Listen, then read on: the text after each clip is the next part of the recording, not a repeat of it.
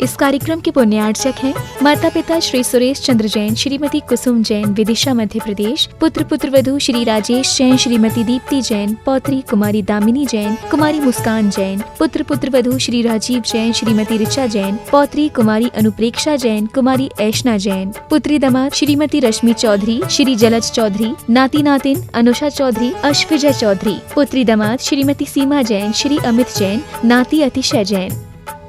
जय श्री ओम नमः सिद्धेभ्यः। जय श्री ओम नमः सिद्धेभ्यः। सर्वमंगलमांगल्यं सर्वकल्याणकारकं प्रधानं सर्वधर्माणां जैनं जयतु शासनं, जैनं जयतु शासनं। पंच परमेष्टि भगवान की जय। आचार्य श्री गुरुवर कुंद कुंद महाराज की जय। आचार्य श्री गुरुवर विद्यासागर महाराज की जय। परम पूज्य निर्यापक श्रमण मुनि श्री सुधा सागर जी महाराज की जय। बोलो मुख महासागर जी महाराज की जय। मुनि संघ की जय। हम अपने आत्मा में जब देखते हैं तो धर्म कहता है आपको कैसा लगता है। आपको यदि स्वयं देखने पर आपको अधूरापन लग रहा है तो आप अभी धर्म को पाने में सक्षम नहीं। कल चारित्र मोहिनी कर्म के ऊपर चर्चा थी। क्रोध कब आता है? जब हम किसी से कुछ अपेक्षा रखते हैं और वो अपेक्षा पूरी नहीं करता तो हमें क्रोध आता है। जब हम अपेक्षा ही नहीं रखेंगे तो क्रोध कहां से आएगी? मान कसाय जब जागती है जब हम किसी को झुकाने का भाव करते हैं। हमें झुकाने का भाव ही नहीं आ रहा है तो मान कसाय कहां से? किसी से पाने के लिए हम मायाचारी करते हैं। हम इन कसायों के अधीन हो जाते हैं और चारित्र मोहिनी कर्म हमारे लिए चारों तरफ से इस प्रकार जकड़ लिया है, यही हमसे हिंसा करा रहा है। मैंने एक दिन बताया था चारित्र मोहिनी कर्म जितने पाप हैं सारी दुनिया में चारित्र मोहिनी करा रहा है। चारित्र मोहिनी कर्म से हमें कोई आपत्ति नहीं है, उद्गल द्रव्य से भी हमारा झगड़ा नहीं है, लेकिन जब इसको यदि अधिकार मिल जाए थोड़ा सा तो ये नाना प्रकार के अनर्थ करा देता है। सारा संसार मेरे साथ रहे, मैं संसार के साथ रहूं, कोई आपत्ति नहीं। कर्म भी आत्मा के साथ बना रहे, मुझे क्या आपत्ति। लेकिन कर्मों से मुझे इतनी दिक्कत हो रही है कि जिस दिन इसका पावर आ जाता है, हमारा उपादान कमजोर हो जाता है, वो इतने अनर्थ करा देता है, इतने अनर्थ कि पापी बना देता है। कौन कराता है हिंसा? हिंसा की प्रेरणा कौन देता है? मार डालो इसको, मिटा डालो इसको। ये सब चारित्र मोहिनी कर्म है। इन कर्मों के प्रति जो दुश्मनीता है वो इस कारण नहीं कि ये कर्म है, क्योंकि इसकी जो अर्थ क्रिया है, थोड़ा सा यदि इसको पावर दे दो, थोड़ा सा यदि कर्म से कहो ठीक है तुझे जो करना है तो कर, आज इतने पाप करा देगा, वो इतने पाप करा देगा कि शायद दुनिया में हमें कोई व्यक्ति, कोई भी स्थान हमें रहने लायक नहीं बचेगा। और ऐसा पाप कराएगा, ऐसा पाप कराएगा कि हम समय सार का नाम लेने लायक नहीं रहेंगे, नमोकार मंत्र के लायक नहीं रहेंगे। बार बार इस कर्म ने हमें ऐसी स्थितियां बना दी, सब पाप करा देता है। हिंसा ये करावे, झूठ ये बुलावे, चोरी ये करावे, कुशील ये करावे, ये सब चारित्र मोहिनी के काम है। परिग्रह के लोभ की इच्छा ये करावे।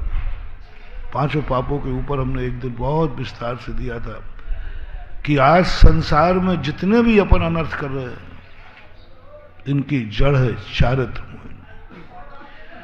इसलिए कुंद कुंद स्वामी ने स्पष्ट रूप से कहा, तुम चारित्र मोहिनी कर्म के चंगुल से ऊपर उठो।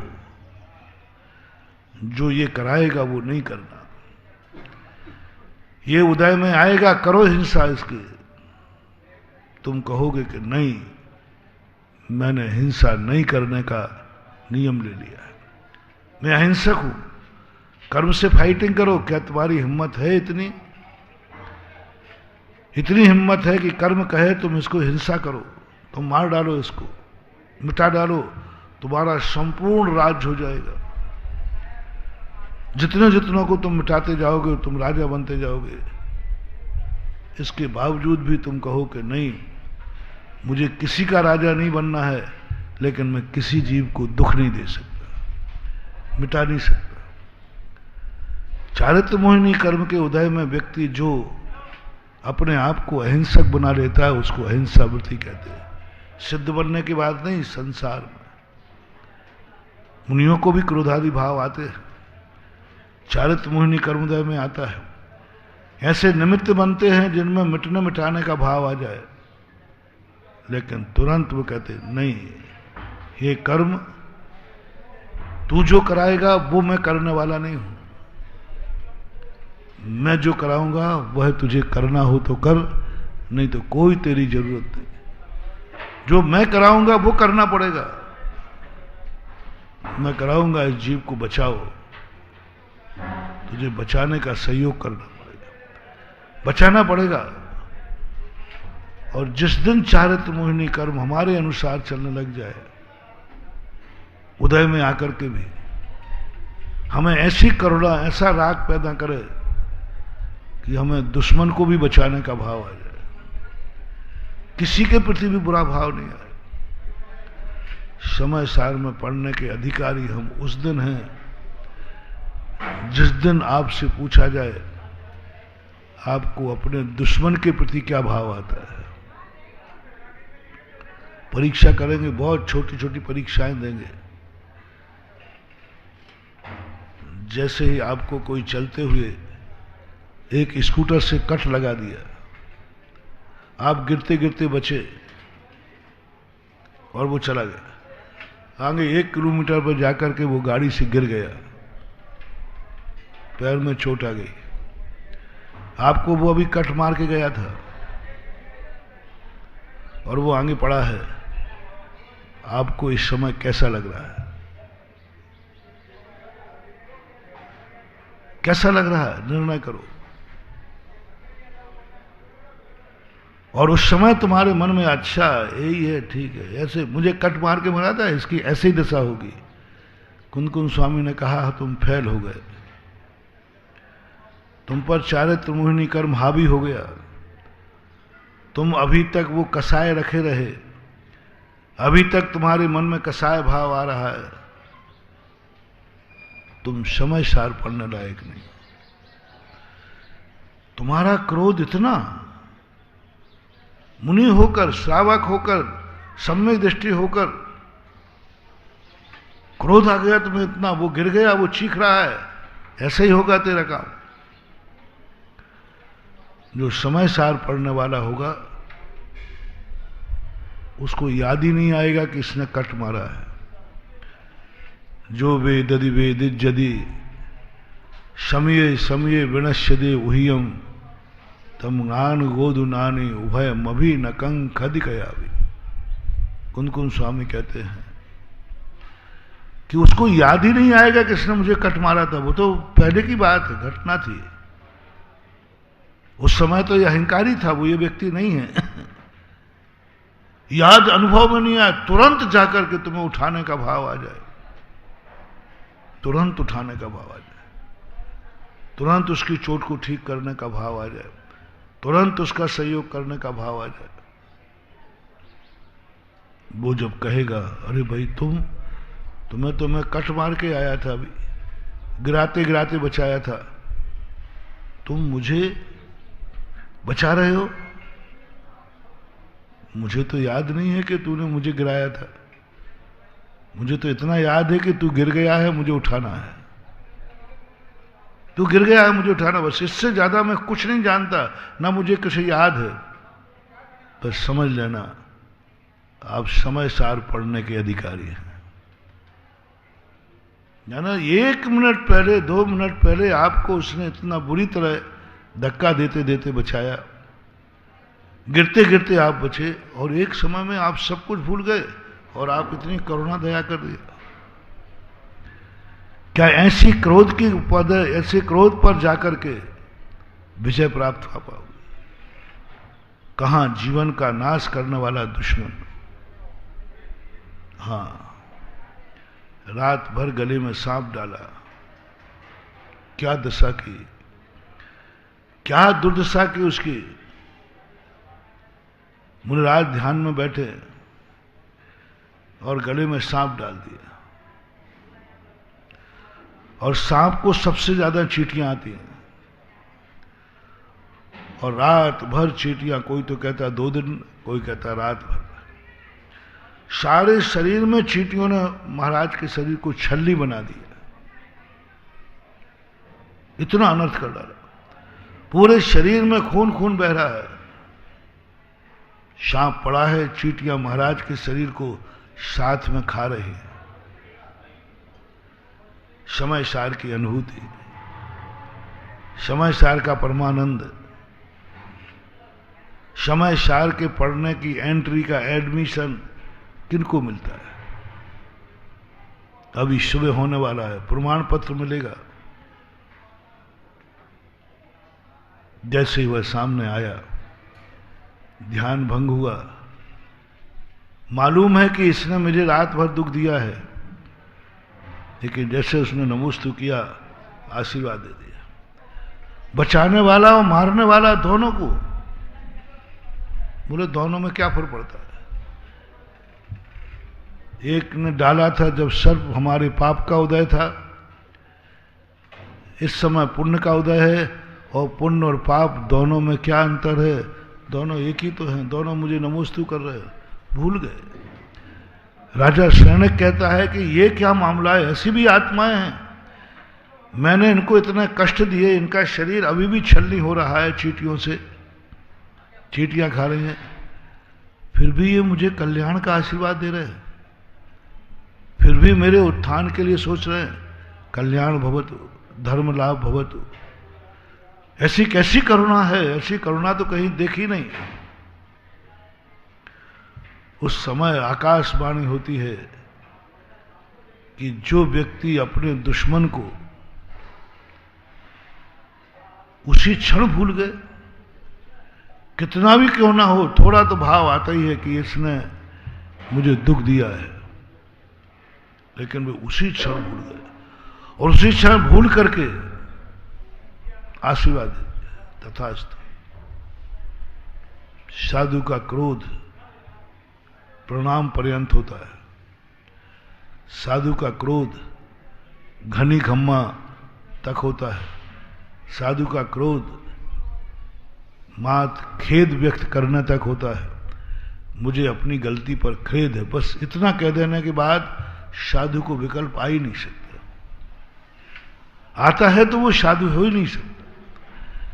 बस इतना उसने कहा कि मेरी गलती है, मैं हाथ जोड़ा, हाथ जोड़ती बस खत्म। राजा शरणक से कहा, महारानी शैला ने आपको कुछ नहीं करना, हाथ जोड़ के बैठ जाइए, बाकी मेरे गुरु का चमत्कार देखिए। हाथ जोड़ के बैठ गया, गुरु ने आशीर्वाद दे दिया।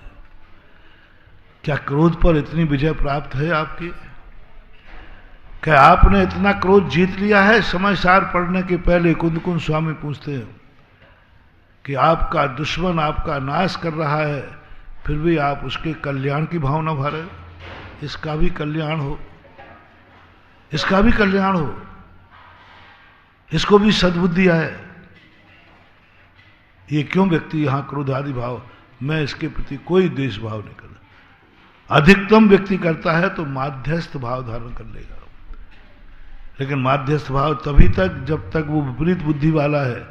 यदि विपरीत बुद्धि छोड़ देता है तो फिर माध्यस्थ भाव नहीं, फिर तो मैत्री भाव हो जाता है। तभी हमारी बातों बातों में उत्तेजनाएं आती हैं, बातों बातों में हमारा मन आकुल व्याकुल हो जाता है, तो व्यक्ति समय सार पढ़ने का अधिकारी नहीं। इसी प्रकार सभी कसायों में लगा लेना, सभी चारित्र मुनि में लगाना। जल रेखा के समान भी यदि क्रोध है, जल रेखा के समान, लता के समान भी मान है, हरिद्रा के समान भी यदि राग है, और पाणी मुक्ता के समान ही मायाचारी है। संजुनन की बातें हैं, अनंतानुबंधी क्रोध मान माया लोभ के ये भेद किए गए। एक ऐसा क्रोध जो पत्थर के समान होता है, पत्थर पर उकी गई लकीर के समान होता है। एक जल रेखावत होता है। जल रेखावत भी क्रोध नहीं, तुम्हें मालूम ही नहीं रहना चाहिए। जब जल रेखावत क्रोध ही यहां क्षम नहीं है, उन मुनिराजों को नकारा जा रहा है जो मुनिराज अभी संजुलन कसाय में है। अभी अमृतचंद सूरी महाराज ने लिखा आत्मख्याति में कि जो ज्ञानी आत्मानुभव होता है उसके क्रोधादि भाव आता ही नहीं है, रोकने का सवाल ही नहीं। और क्रोधादि भाव है तो आत्मा की अनुभूति कैसे, और आत्मा की अनुभूति है तो क्रोधादि भाव कैसे? ये दो शब्द उन्होंने बड़े महत्वपूर्ण डाले। यदि क्रोधादि रंच मात्र भी हो, ऐसा नहीं कि अनंतानुबंधी क्रोध है, रंच मात्र भी क्रोधादि भाव है तो वो आत्मानुभूति कैसे कर सकता है, समय सार को कैसे प्राप्त कर सकता है? और क्रोधादि भाव हैं तो कैसे हो सकता है? यही बनारसी दास ने लिखा, भेद विज्ञान जगो जिन के घट बेजग माही सहज बैरागी, ज्ञानी मगन सुख विषय सुख भोगी, यह विपरीत संभव नहीं। कितनी बड़ी ज्ञान कला जिनके घट जागी, बेजग माही सहज बैरागी, जिनके अंदर वस्तुता धर्म समय सार जाग जाता है, ज्ञान कला जाग जाती है, वे सहज बैरागी होते। एक बैराग लाना पड़ता है और एक बैराग सहज हो जाता है। सहज बैराग जब जागता है तो आंख खुली रहती है, उसे कुछ भी दिखता नहीं है, कान खुले रहते हैं, कुछ भी सुनता नहीं है, आंख खुली है लेकिन उसको पता नहीं क्या दिख रहा है, उसमें राग पैदा नहीं होता। आंख खुली हो देखते हुए भी सहज बैराग हो जाता है। कितने ही राग की वस्तु सामने आ जाए उनमें राग ही उत्पन्न नहीं होता, देखते रहते हैं। पश्यन्नपि न पश्यति, कानों से आवाज पड़ती रहती है, सुनते रहते हैं, उनको कोई राग देश उत्पन्न नहीं होता, परिणाम ही उनके विकलित नहीं होते, क्योंकि उस समय उनकी दशा इतनी शांत सहज बैराग हो जाता है।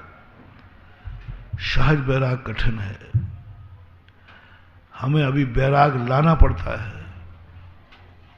दो बातें देखना,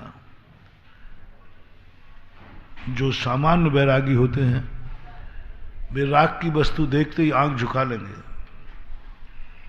ये बैराग सहज नहीं है, बैराग लाना पड़ रहा है, लाना पड़ रहा है, क्योंकि ये वस्तु मुझे देखने लायक नहीं है, इस वस्तु को देखने से राग हो जाएगा, इसलिए आंख झुका लेते हैं।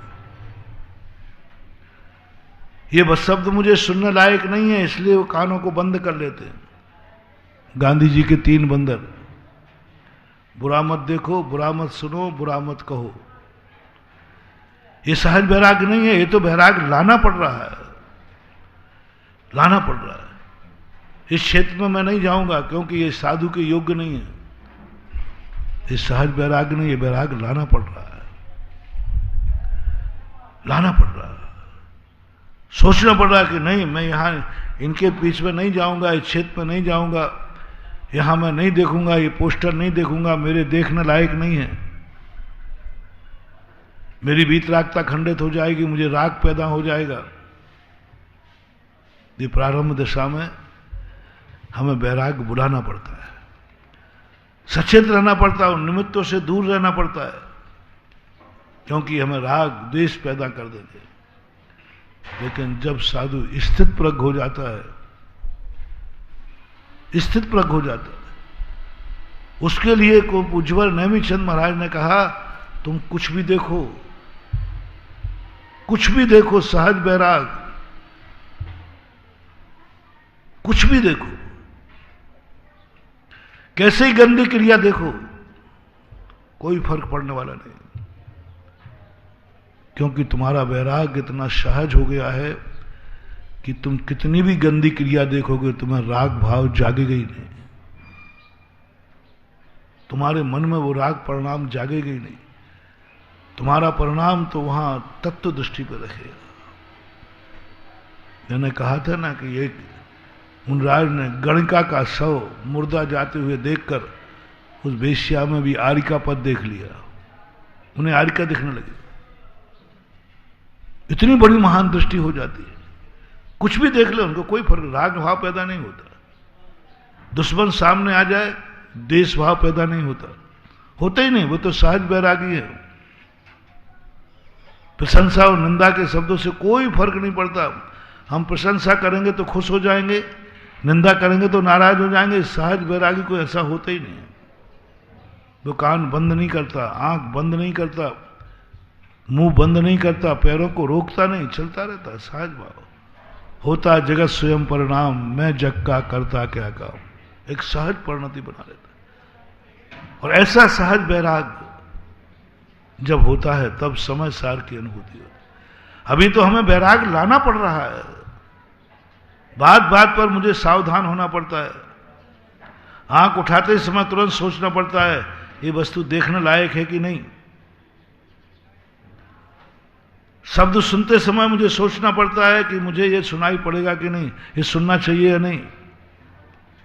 हमें कहीं चतुर्मास करना है तो सोचना पड़ता है कि चतुर्मास के लायक स्थान है कि नहीं,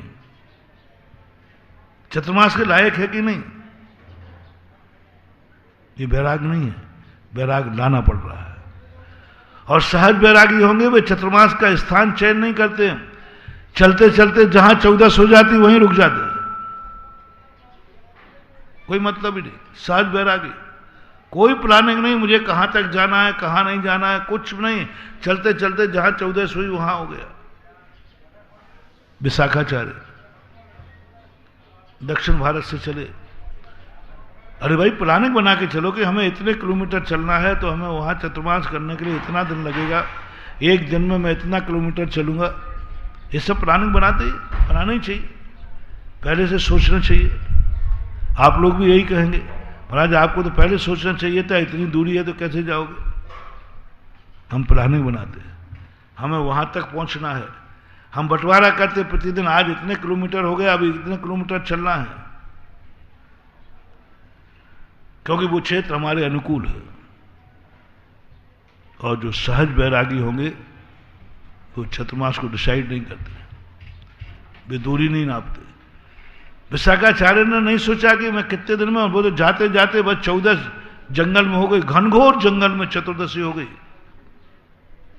कोई श्रावक नहीं, पंचम काल की बात है, कोई श्रावक नहीं, कुछ नहीं, वहीं जाकर चतुर्मास मार दिया। अब श्रावक तो यहां है ही नहीं। बोले क्या फर्क पड़ता है, क्या फर्क पड़ता है।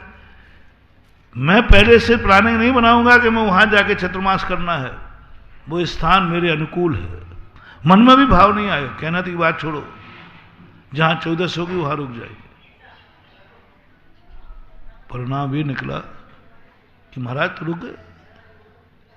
संकेत जो छोटे साहब, महाराज जी यहां कोई समाज नहीं है। बोले समाज नहीं, 14 है, समाज नहीं है लेकिन चतुर्दशी है। उत्कृष्ट रूप से यही है कि चतुर्दशी को स्थापना हो जाना चाहिए। 4-5 दिन और मिलते बाद में, लेकिन ये होना चाहिए। ऐसे बीतरागी, सहज बीतरागी के लिए देवताओं के सिंहासन हिल गए। देवता ने आकर चतुर्मास की व्यवस्था की। सहज वैरागी का चमत्कार देखो, यानी मन में भाव नहीं आया कि मैं थोड़ा स्पीड बढ़ाऊं, आगे बढ़ूं, आगे कोई नगर तो हो नहीं, कुछ नहीं, यही शाम हो गई, बैठ जाऊंगा। कहां तक चलोगे महाराज। बोले जहां तक दिन अस्त होगा, पैरों में ताकत होगी। तुम लोग पूछते महाराज जी शाम को कहां पहुंचोगे, सुबह कहां चौका लेके आए। बहुत बड़ा कुछ नहीं बंधुओं, जहां शाम होगी वहां रुक जाएंगे, जहां हार मिलेगा ले लेंगे, नहीं तो नहीं लेंगे, क्या बात होगी। सहज वैराग जब जाग जाता है ऐसा आनंद आता है, कुछ नहीं, कोई चिंता ही नहीं। कहाँ जाना है, कहाँ रुकना है, कहाँ शाम होगी, कहाँ सवेरा होगा, उठाए कमंडल चल दिए, बैठना का तो बैठ गए, चले गए आगे पीछे। वो सहज बैराग। आज धीरे धीरे वह सहज बैराग कम हो रहा है, बैराग लाना पड़ रहा है। हमें मन को स्थिर करने के लिए परिणाम निर्मित करना पड़ता है, परिणाम बनाना पड़ता है। यहां मैं सामयिक करूं या नहीं करूं, यहां बहुत कोलाहल हो रहा है, बहुत गलत हो रहा है, मैं कैसे मन लगेगा मेरा? नहीं, सहज बैरागी चौराहे पर सामयिक करता है। अभी स्वाध्याय के समय आया था परिसर में, चौराहे के ऊपर ध्यान, चौराहे में तो कोलाहल है, उसी भीड़ के बीच में आप शांत रहो तभी तो बात है। यहां तो थोड़ा सा कोई आवाज आ जाए तो मन विचलित हो जाए, परिणाम बिगड़ जाते। और वो कोलाहल हो रहा, चारों तरफ से कोलाहल है, लेकिन उसके बावजूद भी शांति है, आनंद है, सहज वैराग्य, कुछ भी सुनाई नहीं पड़ रहा है, सब कानों में सुन रहे हैं, लेकिन सुनने के बाद अर्थ क्रिया नहीं हो रही है, वो अपने ध्यान में लीन है चौराहे के ऊपर। ऐसी सहज परिणति, ऐसा सहज वैराग जब किसी आत्मा के अंदर जागता है, बनारसी दास कहते हैं, ज्ञान कला जिनके घट जागी, वे जग माही सहज बैरागी। बैराग उनको लाना नहीं पड़ता, उनका तो बैराग है, चाहे आंख खुली रहे चाहे आंख बंद रहे, कोई फर्क नहीं पड़ता। किसी को भी देवे जम किंच विचिंतन तो निरीह वित्ते हवे जदा साहू। जो कुछ भी तुम्हें चिंतन करना है करो, पापियों का चिंतन करना करो, पाप का चिंतन करना हो तो करो, पाप का चिंतन करो। पाप भी तो एक पदार्थ है, पापों का चिंतन करो, कितने पाप होते, पाप कैसा होता है करो, पाप भी एक पदार्थ है, पदार्थ का चिंतन करने की कोई मनाही नहीं है। शराब का चिंतन करो, गुटखा का चिंतन करो, गंदगी का चिंतन करो, पापियों का चिंतन करो, कुछ नहीं फर्क पड़ता। तुम लोगों को कहा जाता है भाई पवित्र आत्मा का ध्यान करो, पंच परमिष्टि का ध्यान करो, मुनिराज का ध्यान करो, लेकिन जब आगे बढ़ जाता है व्यक्ति तो उनसे कहता नहीं, तुम तो पापियों का ध्यान करो, पाप का ध्यान करो, पाप की चर्चा करो, पाप को ध्यान में ला करके उसका चिंतन करो, क्योंकि तुम पाप में भी पापी नहीं होगे। पाप का चिंतन करते हुए तुम्हारा मन पापी नहीं होगा। क्या चमत्कार है! सोने की उपमा दी है सहज बैरागी को।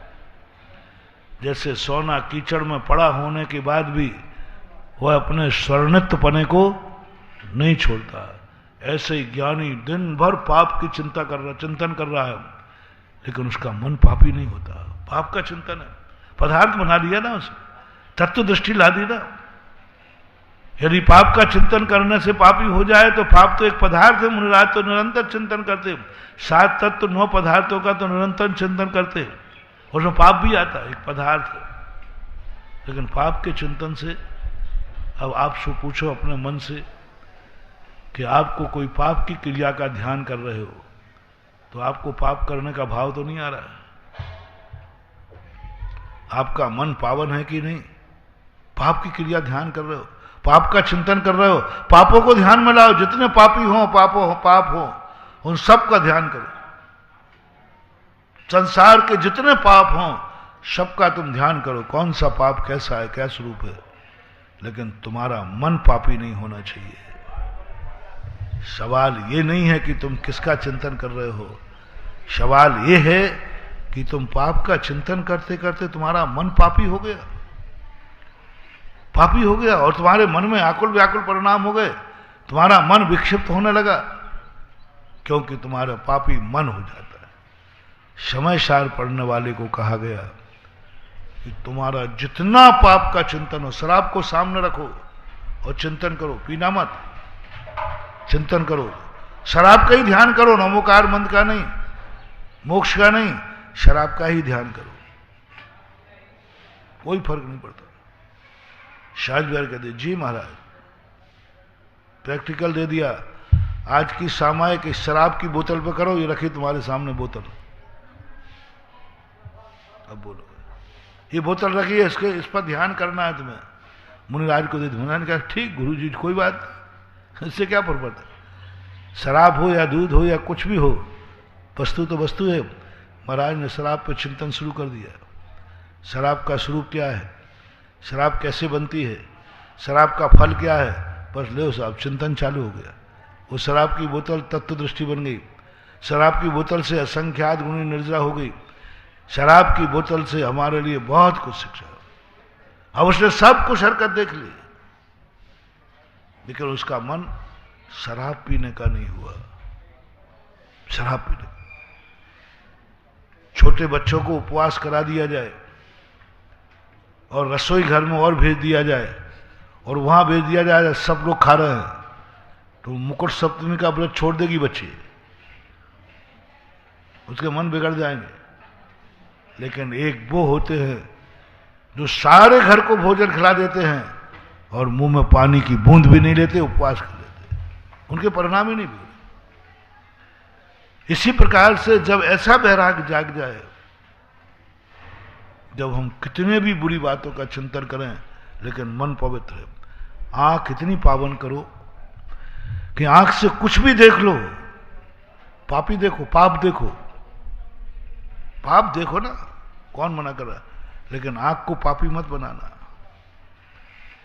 चमत्कार देखो, पाप देख रही है, पाप चिंतन कर रहा है, फिर भी पापी नहीं है, बुरी बातों को सोच रहा है, फिर भी वो बुरी बातों से प्रभावित नहीं, वो खरा सोना है, खरा उसको लगते ही नहीं। कैसा भी क्षेत्र आ जाए, हर क्षेत्र तुम्हें ऐसा दिखे कि यहां पर तो मानो पूरा सिद्ध क्षेत्र भरा हुआ है, पवित्र है, पावन है, और वहां पाप हो रहा है, पाप हुआ तो है लेकिन तुम्हें पाप नहीं दिख रहा है। तुम्हारे लिए काल पंचम काल है, तुम्हें यदि ये समझ में आ रहा हो पंचम काल है, नहीं, काल में कोई पंचम चौथा नहीं होता, काल तो काल ही होता है। हर चीज के लिए तुम्हें ये विचार करना। ऐसी अनुभूति जब तुम्हें आने लग जाए कि मैं पाप को देख रहा हूं लेकिन मेरा मन पापी नहीं, मैं पाप की बातें सुन रहा हूं लेकिन मेरा मानव पापी नहीं, और आगे आगे तो ऐसा आ जाता है कि महाराज चतुर्मास के लिए स्थान ही नहीं ढूंढते। एक महाराज की शास्त्रों में घटना आती है, हम लोगों को छोड़ना पड़ता है कि भाई यहां मत जाना, यहां चतुर्मास लायक स्थान नहीं, यहां गंदे लोग रहते, अच्छे लोग नहीं रहते।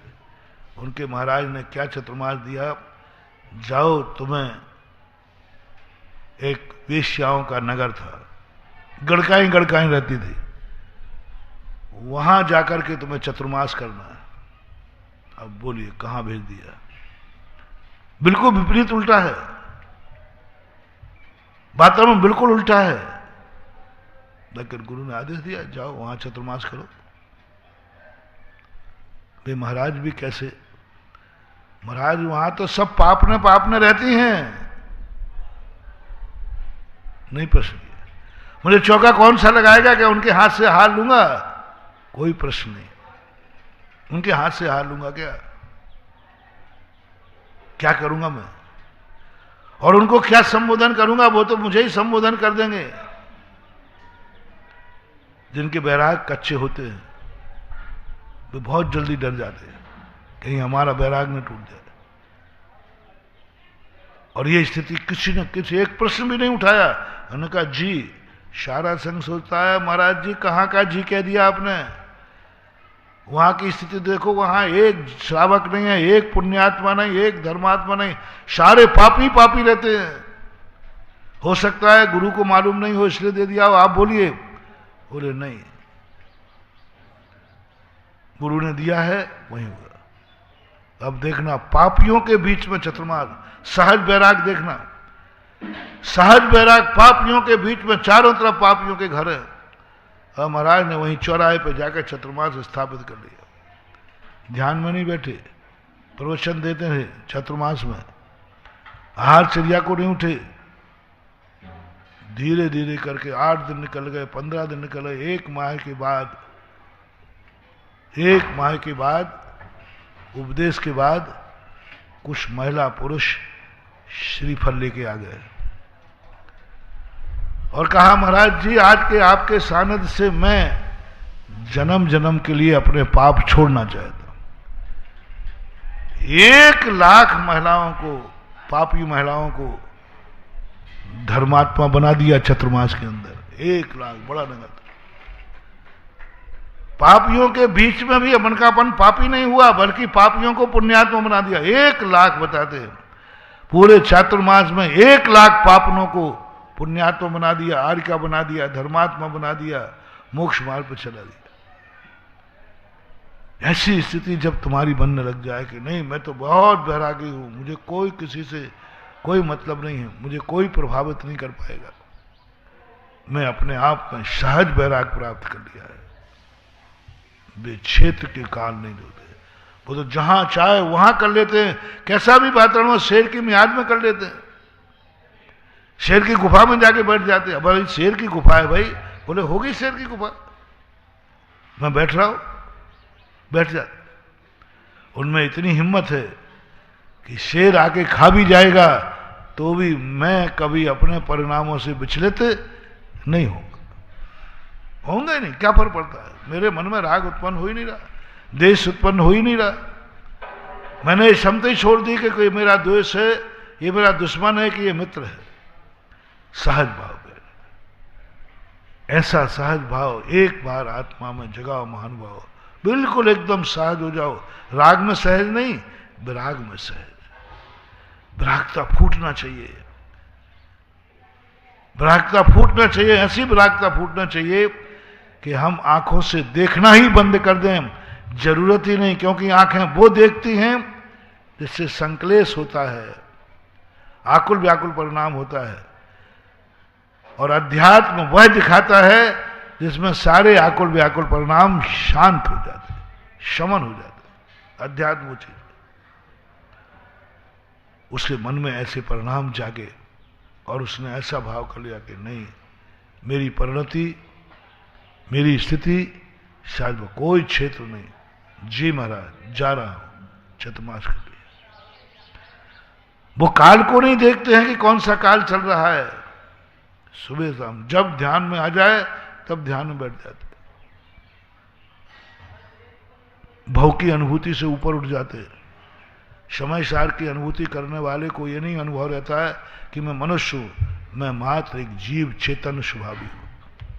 कुंद भगवान कहते हैं, क्या तेरे मन में इतना परिणाम वैराग्य जागा है? तू मनुष्य है, तुझे मनुष्यपना नहीं दिख रहा है, तुझे दिख रहा है मात्र एक ज्ञान घन चैतन्य स्वरूप ही। मनुष्यपना अनुभव में नहीं आ रहा है। अनुभव में नहीं आना चाहिए कि मैं मनुष्य हूं, अनुभव में नहीं आना चाहिए कि मैं पुरुष हूं, अनुभव में नहीं आना चाहिए मैं मुनि हूं। अनुभव में मात्र इतना आ रहा है, मैं ज्ञान घन चैतन्य हूं, बस ज्ञाता दृष्टा हूं। इससे ज्यादा मेरे अनुभव में कुछ भी नहीं आता। सहज बैराग, पापी में भी पाप नहीं दिख रहा है। कीचड़ में चारों तरफ से कीचड़ में खड़ा है, लेकिन कीचड़ की जंग नहीं लग रही उसको। ऐसा सहज बैराग, इसका लक्षण क्या है? इसका लक्षण क्या है? हर व्यक्ति कह सकता है मुझे तो सहज बैराग है, बनावटी बैराग नहीं है जो आजकल के महाराज लेते हैं। आजकल के महाराजों को लोगों ने झूठा करार कर दिया। बोले काय का है, सब पापों से दूर है और कह रहा मैं पाप नहीं कर रहा। पापियों के बीच में रहे और फिर पाप नहीं करे। गृहस्थी छोड़कर कह रहा है अब मुझे किसी से मतलब नहीं, तो क्या मतलब गृहस्थी में रहे और फिर किसी से मतलब ना रखें तब बात बने, तब बात बने। क्योंकि अभी तक तुमने जो स्पर्श दिया है वह स्थितियां तो आपकी बड़ी विचित्र। हमारी जीवन की स्थितियों में ऐसा आना चाहिए कि नहीं मुझे नहीं चाहिए सहज बैराग। वो कहते ये तो बनावटी बैराग है, सब घर बार धन दौलत छोड़ दिया, बोले देखो हमें कोई राग नहीं है, परिवार छोड़ दिया मुझे राग नहीं है, संयम व्रत ले लिया हमें राग नहीं है। वो लोग क्या कहते हैं कि ऐसा बैराग हो कि सब कुछ सामने भरा पड़ा है और तुम्हें कोई राग नहीं है, सब कुछ सामने। मानवा ऐसी वीतरागता होना चाहिए, लेकिन ऐसी वीतरागता जब हो जब आपके अनुभव में क्या आ रहा है। ज्ञानी मगन विषय सुख भोगी, यह विपरीत संभव है नहीं। ज्ञानी व्यक्ति पंचेंद्रियों के विषयों में आनंद ले लेवे, ऐसा हो ही नहीं सकता। परीक्षा की गई कि आपकी रसना इंद्रिय विजय प्राप्त है कि नहीं।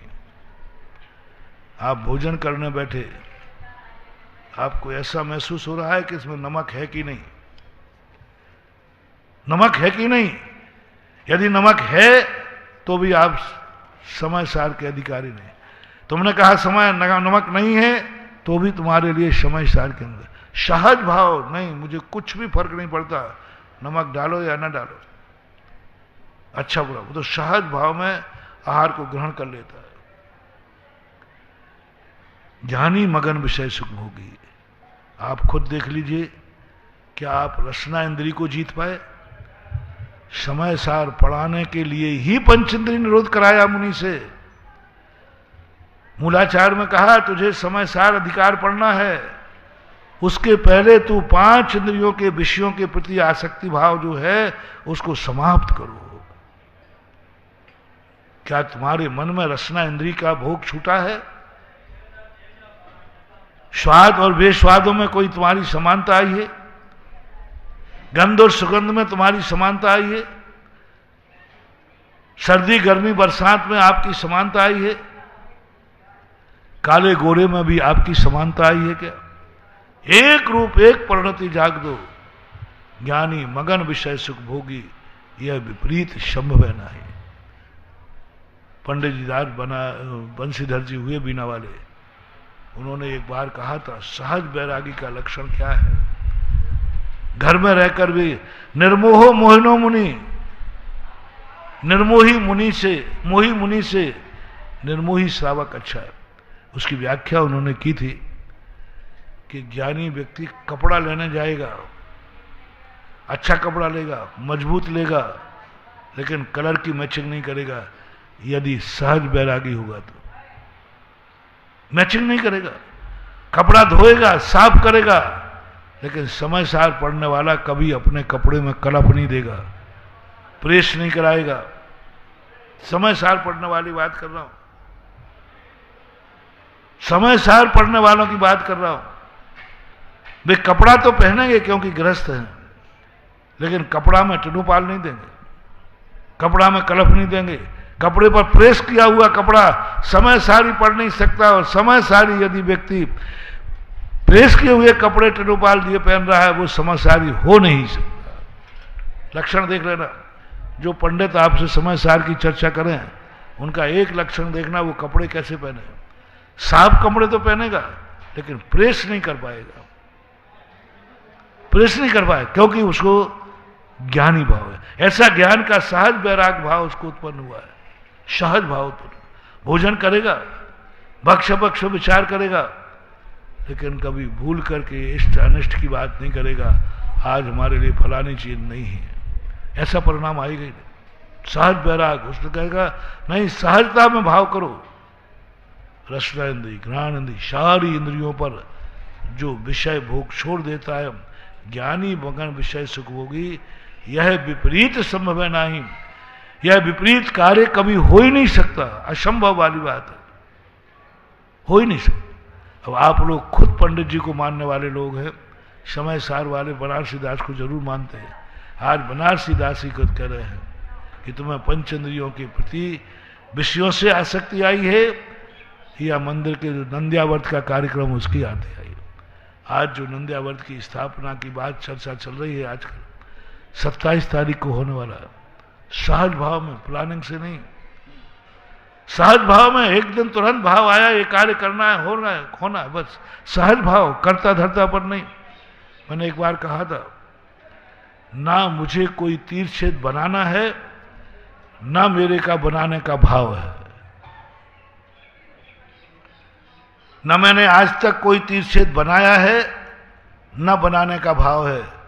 मेरे तीर्थक्षेत्र तो बनाए नहीं गए, बन गए, अपने आप बन जाते, सहज में बन जाते।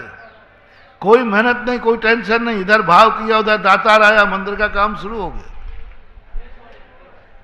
कई दाताओं को पता ही नहीं था कि मैं अपनी जिंदगी में कभी मंदिर बनाऊंगा, उनके हाथ से मंदिर बन गए। कई दाताओं को मालूम था कि मैं कभी मुनिराज को आहार दे पाऊंगा कि नहीं दे पाऊंगा। आज आहार दान तो छोड़ो, वे मुनि महाराज तक बन गए। पहले स्थिति ऐसी नहीं थी।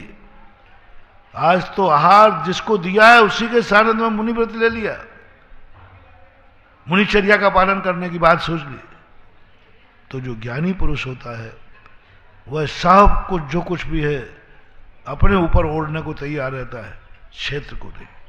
फिर भी मेरा आपसे कहना है कि नंद्यावर्त कार्य जो हो रहा है यह एक सहज घटना है, एक सहज परिणति है, एक सहज अपने आप में वह स्थापना होगी। एक सहज परिणति में 24 घंटे में सम्मेद शिखर की माटी का आना बहुत कठिन आ चुकी। सहज में हो गया सब काम, सहज में कोई टेंशन नहीं करना पड़ा। अपनी जिंदगी भी सहज बनाओ, ऐसी सहज बनाओ कि वह सहजता हमारे अंग अंग में फूट करके बाहर निकले, ऐसी परिणति बनाओ। और एक बार ऐसे चारित्र मोहिनी कर्म के संबंध में आपके मन में ऐसे परिणाम विशुद्ध होना चाहिए। और यह यदि चारित्र मोहिनी अपन ने जीत लिया तो ज्ञानावर्णी दर्शनावर्णी तो इनकी कोई ताकत नहीं होती। इनको जो ताकत दे रहा है, ताकत देने वाला है, वो है मोहिनी कर्म। और वो मोहिनी कर्म की जो स्थितियां बनती हैं उसको ताकतहीन करना तो एक ही बात है। सागर सारी दुनिया में एक ऐसी कला जगाओ कि नहीं, मैं जो काम करूंगा सहज करूंगा। तुरंत भाव आया धर्म के कार्यों में, उसको तुरंत कर डालो, वो सहज वैराग्य। तो ज्ञानी की पहचान है सहज वैरागी। कितने भी विषय भोग उसके सामने रख दो, वो उन विषय भोगों की तरफ आकर्षित ही नहीं होगा, उनको करने का परिणाम ही नहीं आएगा। ऐसी दशा के लिए आपका विमोचन करो। आपकी पत्रिका जो नंद्यावर्त होने वाला है, जो नंद्यावर्त की स्थापना हो रही है, बहुत बड़ी एनर्जिस्ट माटी वहाँ विराजमान की जाएगी। इतने बड़े बड़े 5 कलश होंगे जो शायद तुमसे उठे भी नहीं। हाँ, इतने बड़े बड़े कलश होंगे। उस दिन वहाँ सम्मेद शिखर की माटी रखी जाएगी। शाश्वत अविनाशी तीर्थ क्षेत्र के से शाश्वत अविनाशी तीर्थ की तरफ अपन बढ़ रहे हैं।